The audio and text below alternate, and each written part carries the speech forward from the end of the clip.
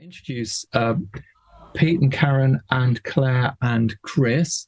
So I'm very excited by the way that they're choosing to do this talk. Pete is the director of Drake Music Scotland. Drake is Scotland's leading art organisation providing opportunities to make music for people with disabilities. Drake tackles this mission on a really impressive series of fronts. They've got the Digital Orchestra, the Disabled Youth Orchestra.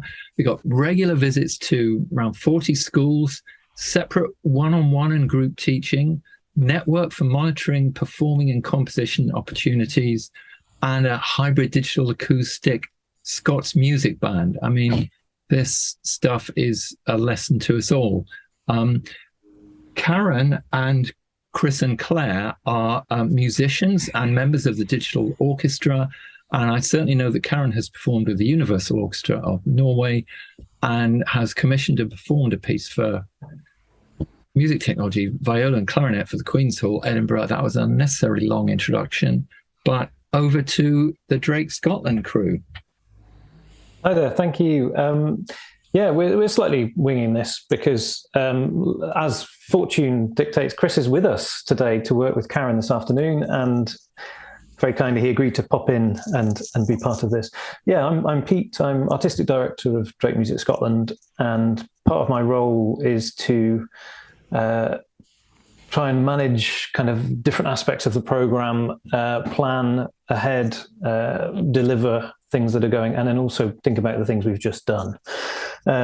What I've got today, I've got a few slides just to illustrate some of the main points I want to make, but I'm particularly keen for Kris and Karen and Claire to sort of have a chance to say things. So I'll just start off really by sharing this slide. Here we go.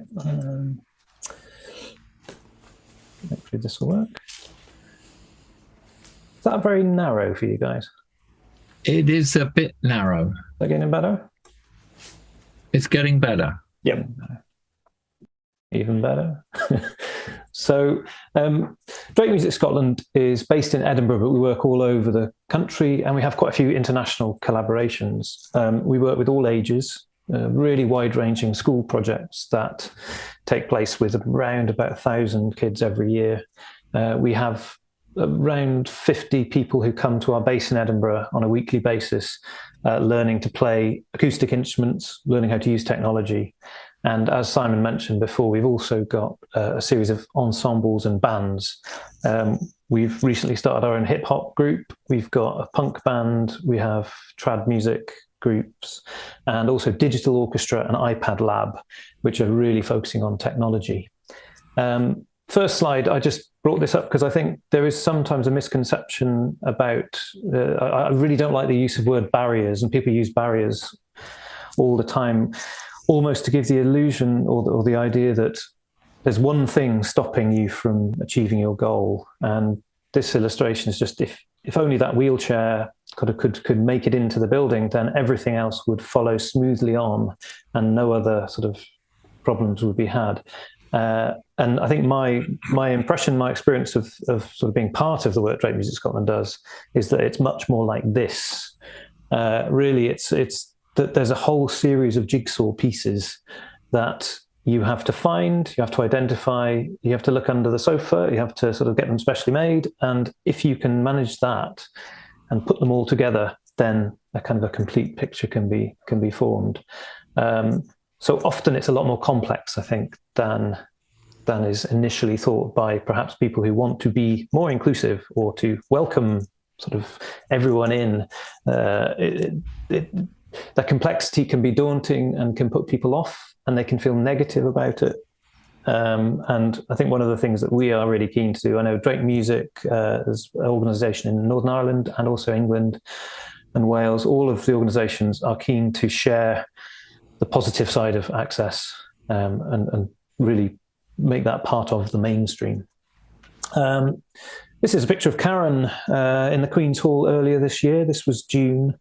And this is a piece that she developed working with composer Ben Lunn. She can talk a little bit about it later, but I just think it's a great shot. The idea of technology and acoustic instruments, that's been a big focus for us. The idea of how do we balance acoustic and sampled or synthesized sounds. And in a way, that's one of the pieces of the jigsaw for us. So we're not really about creating a completely exclusive digital world of music for disabled people. It's actually, how do you just make music a much more inclusive place in general, and make groups, orchestras, festivals, concerts include all people in society. I've got a very short clip, which I'm not going to play much of actually, because you can always go and look it up. This is from Digital Orchestra playing in Singapore, just to give you a flavour of something we did in 2018. Oops, sorry. Need to pause it.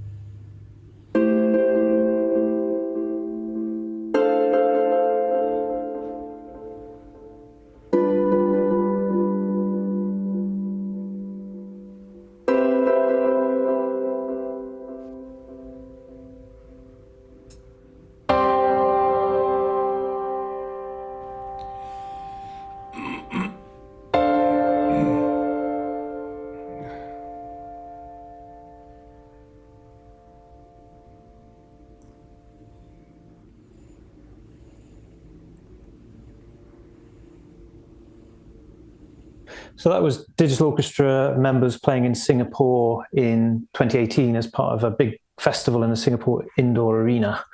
And Kris Jacquin, who's pictured here, was using brain fingers, which picked up the electrical activity in his face, controlled by his muscles, and that triggered a score. So he was reading music on a notation program and playing a part. Rona was doing a similar thing, but she was playing using a physical switch, which is her preferred way of playing. Stephen was playing digital drums, which previously in the piece was a marimba.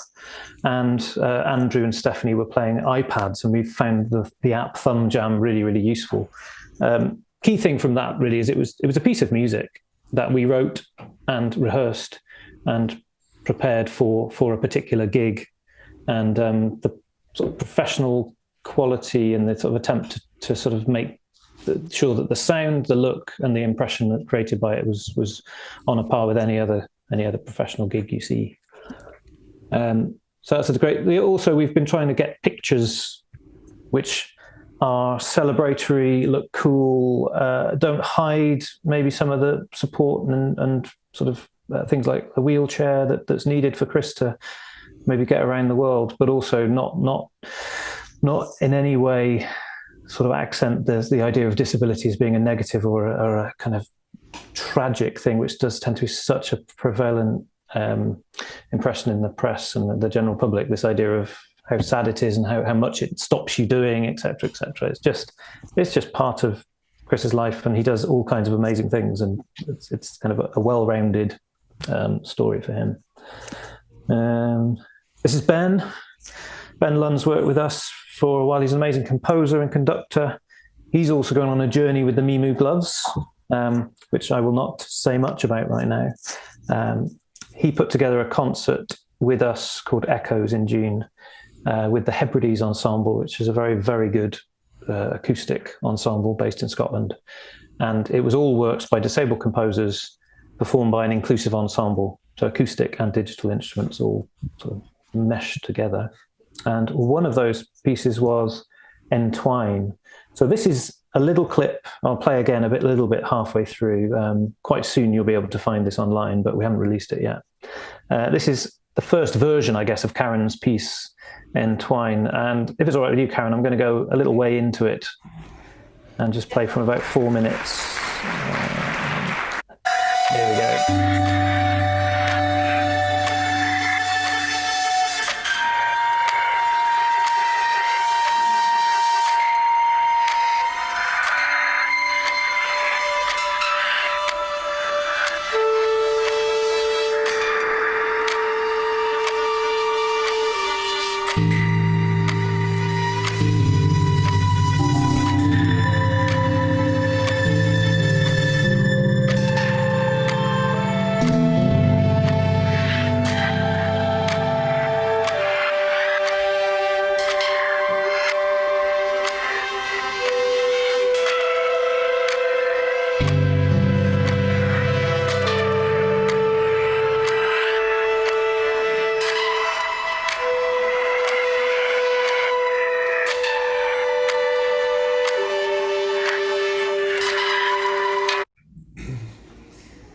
I'm going to stop there because I want to give Karen a chance to tell us a bit more about it.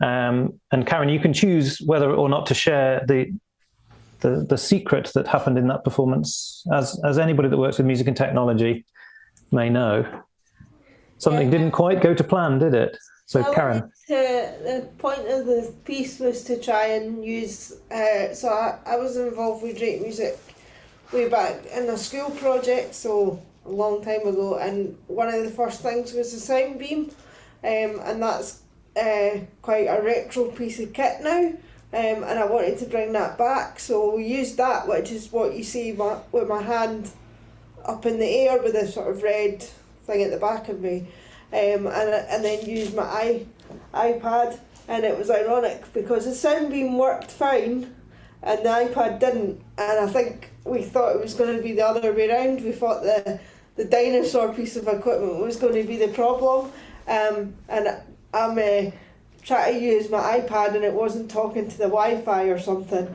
but I just had to keep going, it was just quite funny how these performances kind of go, and you're like on stage and you're going, well, I just need to keep going. So yeah, a lot of hand gestures to get the two instrumental players to just go a bit crazy and make loads of noise.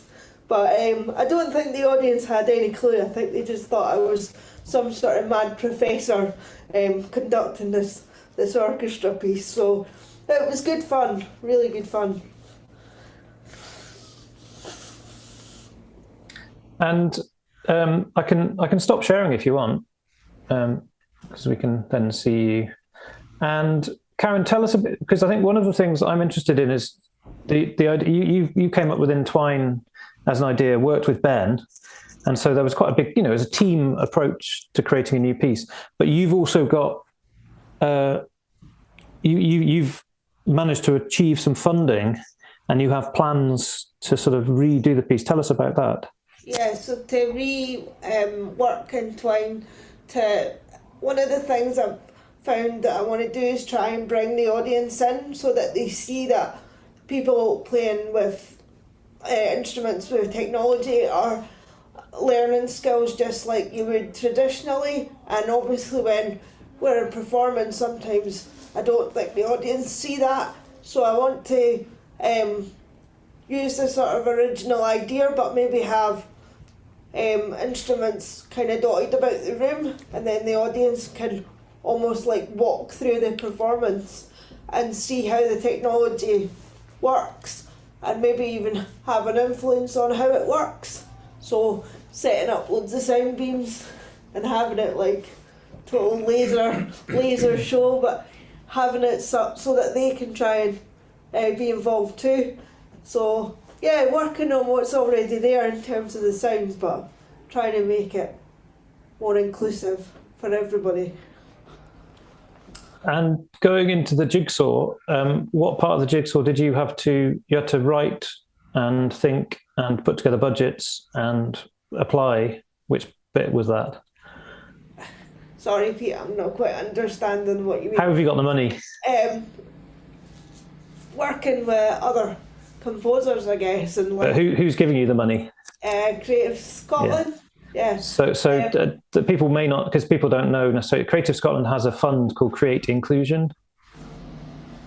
And was it a fun process? I haven't done anything really like that before, so it kind of came off the back of working with Ben for that piece that I was able to say I wanted to do more sort of wacky stuff, and obviously having the gloves will bring that that more kind of even more tech, but just being able to have someone to bounce ideas off of and say this is what I want to do, because I haven't had the music training that's traditionally what musicians go through, so it can often feel a bit like an alien concept kind of thing. So it was good to work with Ben, who's obviously composed a lot and done a lot of applications, for him to give me advice, and obviously working with yourself, Kris, at developing that idea. But I would say that's key, like not being left just out in the wilderness type thing going, I want to make this idea, but having people around you that can give you that creative spark as well. I would say that's just as valuable as all the tech stuff. Does that make sense? Yeah. And Karen's at the start of her journey with MiMu gloves. In fact, because of supply issues, she hasn't even got a pair yet, because they're still trying to wait for, I think it's the battery that they're having to change, something like that. But there's also somebody in the room who is at a different stage of that journey. And Kris, I wondered if I can invite you to maybe say a little bit about any comments you've got about what I've said, but also just give people a sense of what technology has given to you, where it's got positives, where it's got negatives, all that stuff. Cool, yeah. So my name's Kris Halpin. I'm mostly known for playing these things, the magical MiMu gloves. I came to this I'm a singer-songwriter, really, kind of with delusions of being a successful composer when I grow up, but I'm definitely a song guy, and I face a lot of disabling barriers to instruments such as the guitar and the piano, which is where I started out. And it was other Drake Music in London, who introduced me to Imogen Heap, who had devised this gestural technology. She was trying to solve a different problem, that her electronic music was coming out of her laptop, and as she famously said, you're watching a woman singing with a laptop, for all you know she's checking her emails, you don't know why the laptop's there. So she wanted a gestural way for people to understand where the music was coming from. And I guess really at the heart of what we did with myself and Drake Music was to solve we thought that Imogen had accidentally solved our problem, because I was facing disabling barriers, and I just love that you called the Soundbeam a retro bit of accessible tech, because that is like, I played around with the Soundbeam before I got these, and just my personal opinion, I thought it was really frustrating, and I was like, I can't do this. Really obscure reference, but when I was 14, I wanted to be Steve Vai. The idea of playing a Soundbeam was just like, I couldn't map my musicianship onto that. And I love that you call it a retro dinosaur bit of tech, which it does feel like compared to the magical MiMu gloves. And so I was just exploring these, and it got very busy very quickly. I'll just quickly demo them if they're switched on. I don't know if you can hear this well enough, but this was literally the first thing I ever did. I was like, oh, well, I could play air drums then, couldn't I? But then I was like, well, I don't need to do that, do I? Because I could put more things. We have this concept that we talk about a lot of one-to-many, and the idea that one movement could be multiple things. So I was like, well, can I get clever? Can I move the drums around in the space? Because any direction, any space, any movement could be any sound. So then I put the drums.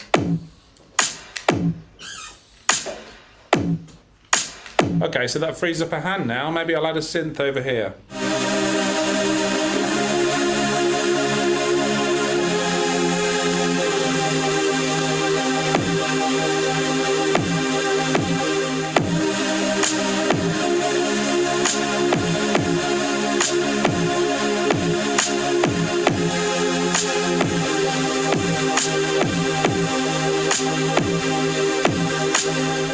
And then that notion of one-to-many allowed me to add more instruments to the same gesture, because I have limited movement in my right arm, but I was able to add strings and bass and all sorts.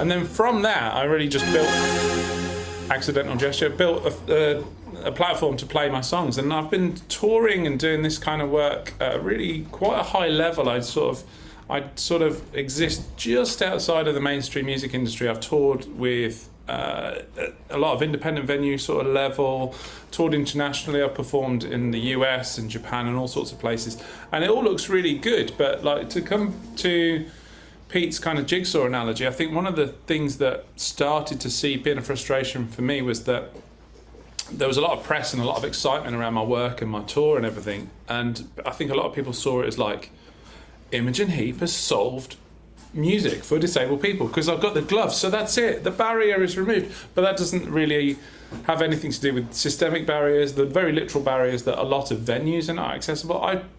People like my Instagram life looks great and I look very successful, and people see me in Tokyo or Washington DC and they think, wow, this guy's doing really, really well. But those are what you don't see is the amount of stuff, and some really high profile stuff, that I turn down because it's not accessible to me. Like at the systemic level, in terms of venues and opportunities, there's still a long, long way to go for disabled musicians, and the gloves alone don't really solve any of that stuff, but they have enabled me to make music in a new way.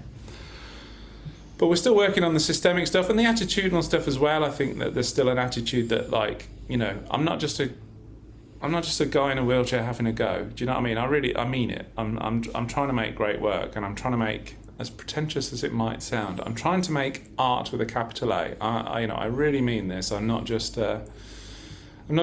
disabled people having a go because it's nice. It's not that at all. But that's an attitudinal barrier, and there's a long way to go. But it's exciting. Obviously, the technology is exciting to be able to do what it's done, and it's created a lot of opportunities. And I guess it's amplified a conversation around disabled musicians. I'm very aware of the fact for a lot of concert goers, tens and thousands of people have seen me live now. And for many people, I will have been the first disabled artist they ever saw in concert. I will be their introduction to the idea that, oh wait, disabled people can do this too. Because we just don't exist in the mainstream music industry. There's no space for us yet. Hopefully that will change. We'll see. I would agree, you need to see role models in order to go, right.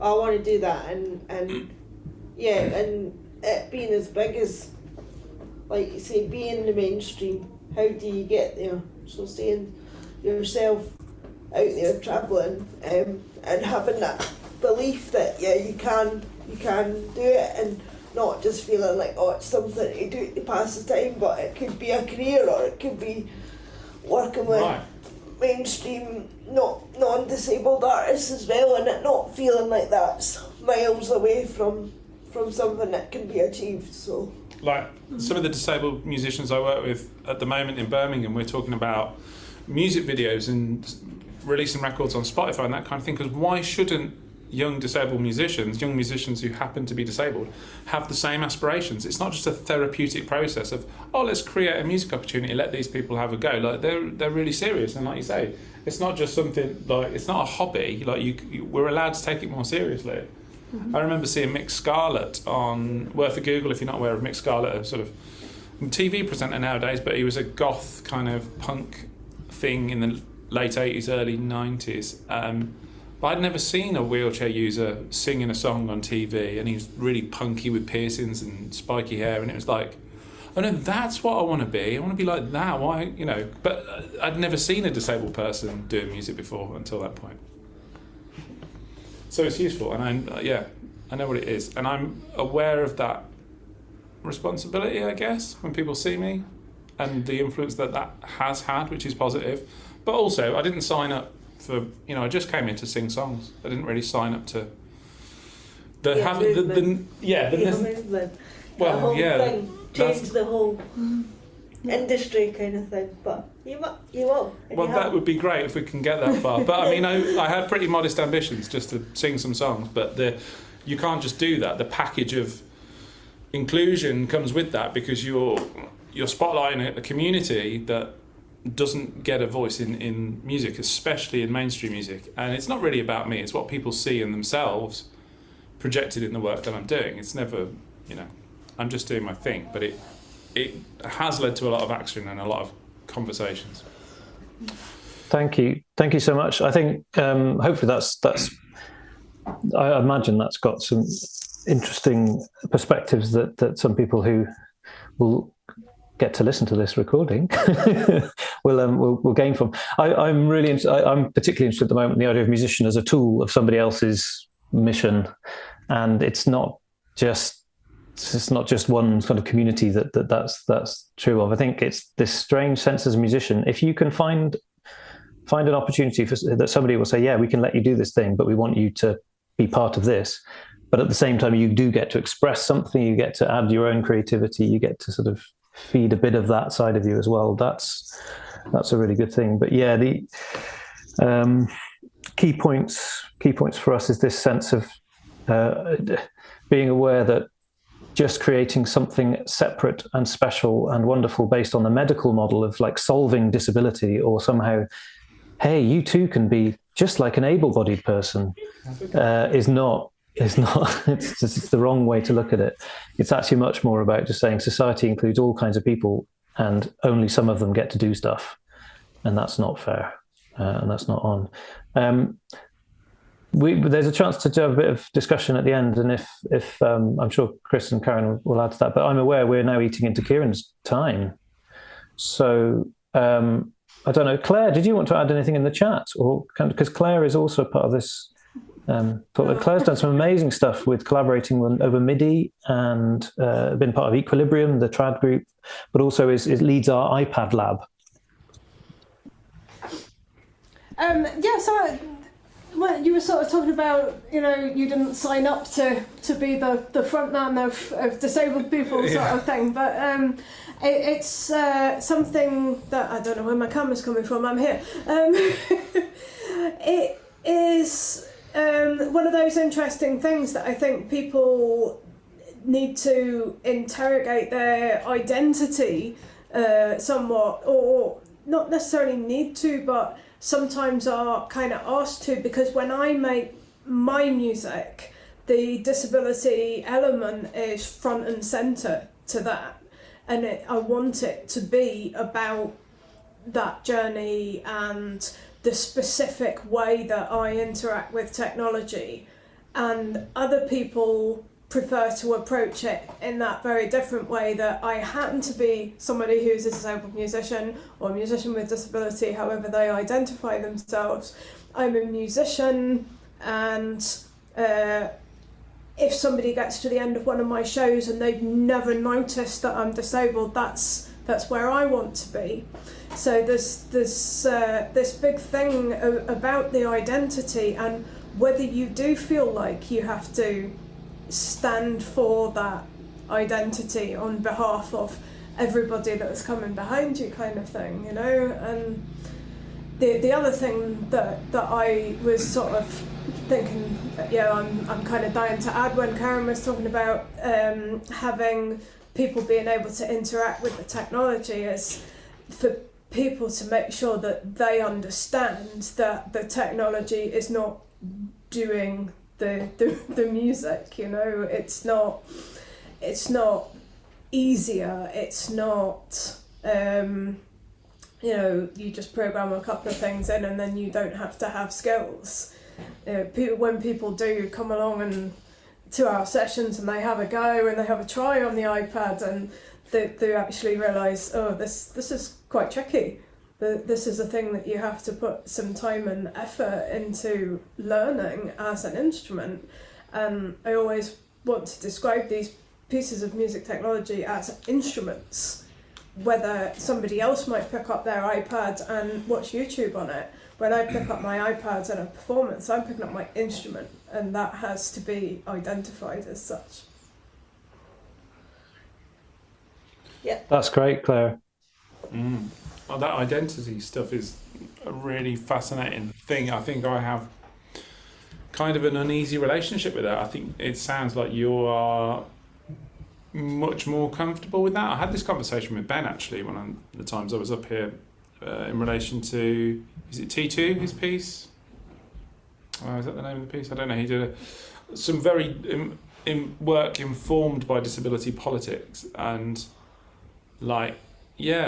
there is, I think that's complicated. Like, I didn't use the word disabled until relatively late in life. Like, I just sort of was, I think I'm in the category of people who thought that I might sort of sneak under the radar and somehow people wouldn't notice that I'm disabled despite a very obvious visual and very visible impairment.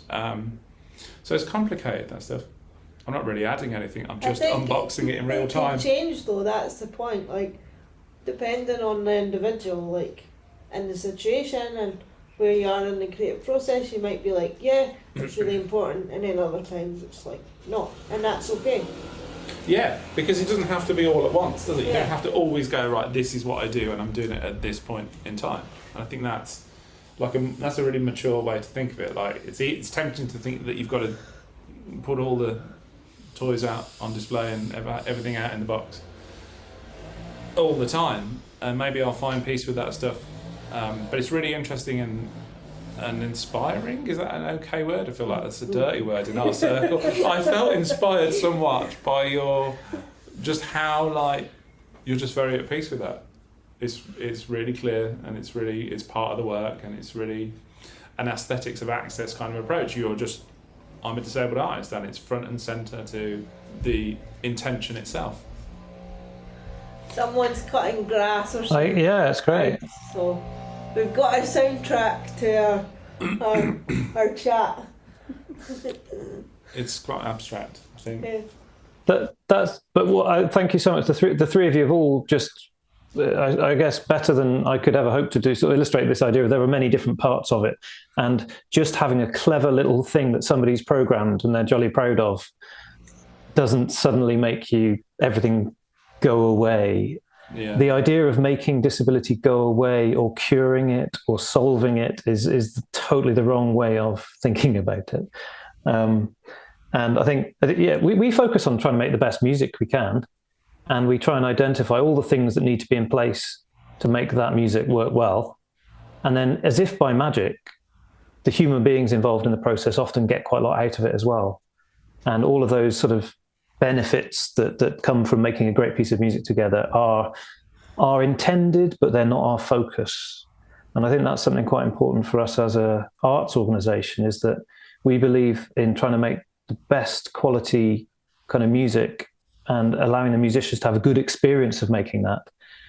And as an intended but not focused on byproduct, things like a sense, friendships are formed, sort of understanding is developed, there's kind of things are expressed, social, there's all kinds of other things, but that's not why we're doing it. We're not there as a therapeutic kind of organisation, or it's just the idea that doing and making art is a good thing for humans.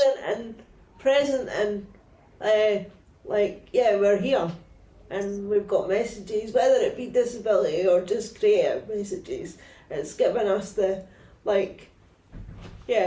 spotlight, if you like, to make what we want, I would say. Yeah, thank you, Kieran. I think we would just keep going on for several hours, so I think we should jump in. It's brilliant. No, I love it. It's creating a very tough act to follow.